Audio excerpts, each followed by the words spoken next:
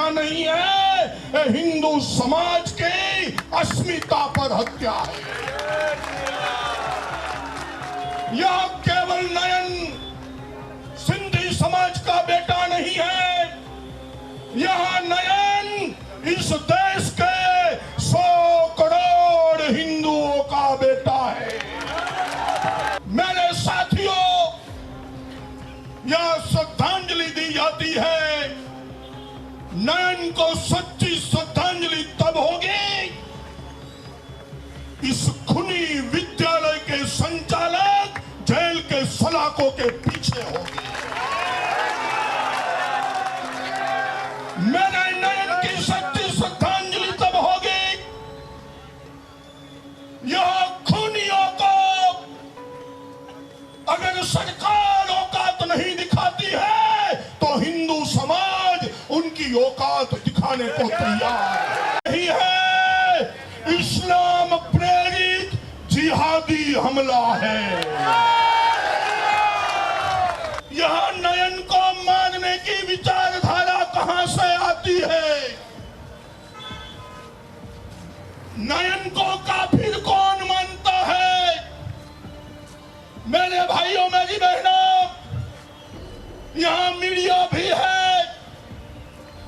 मैं कहना चाहता हूं, हिंदुओं को मारने की विचारधारा इस्लाम की शिक्षा पद्धति में से आती है,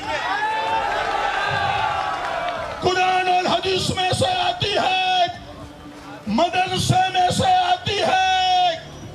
अगर कोई दूसरा नयन न खप जाए, दूसरे नयन की हत्या ना हो, तो मेरे हिंदुओं जग जाओ और कुरान और हदीस पर प्रतिबंध लगाओ, मदरसे पर ताले लगाओ। जब तक इस्लाम की यह शिक्षा बंद नहीं होती, इस देश में कोई आतंकवाद को नहीं रोक सकता। नहीं करनी है तो हमें नहीं चाहिए मुसलमानों के तलवे चाटने वाले राजनेता। हमें तो हिंदुओं को सुरक्षा कवच प्रदान करने वाले राजनेता चाहिए। इसलिए मैं मांग करता हूं, हमें तो महाराणा प्रताप चाहिए, हमें तो छत्रपति शिवाजी चाहिए,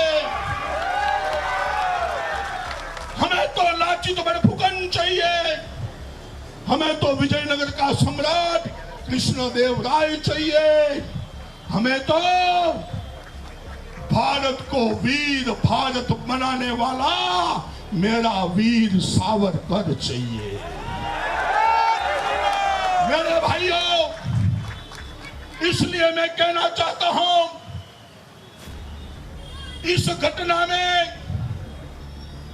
अकेला नयन का परिवार नहीं है, सभी हिंदू संगठन, समूचा हिंदू समाज इस घटना में हमारे साथ है और नयन को न्याय दिलाकर रहेंगे।